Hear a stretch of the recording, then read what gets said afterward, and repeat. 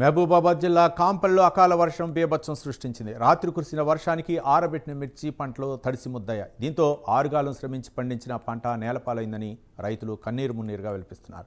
ప్రభుత్వం స్పందించి తమను ఆదుకోవాలని వారు కోరుకుంటున్నారు.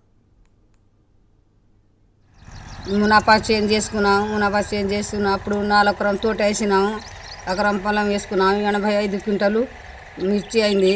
మిర్చి అయితే మేము ఇక 2 రోజులు అయితే మార్కెట్కి పోవచ్చు. అంతలే రేత్రి ఇక్కడ పండుకున్నాం. మేము రేత్రి వచ్చి వాన వచ్చి పిడుకులతోటి వస్తే మాకు ఎటో మాయమైనాం. మరి నాకు ఏం తెలియకుంటే అట్లే పొలమన్నీ తడిసి నీళ్ళు ఉంది. పట్ట కూడా పెడితే పట్ట కూడా కొట్టుకుపోయింది. మాకు మళ్ళీ ఏం సాయం గవర్నమెంట్కి వెళ్ళి మేమైతే అడుగుతాం. మాకు ఏదైనా సాయం చేయని అంటున్నాము. మా వానలో వచ్చినాము, మా చేతుల బండి కూడా లేవు. మరి అప్పుడు మేము వచ్చినప్పుడు పిడుకులు గిట్లా పడితే మా పరిస్థితి ఏం కావాలి?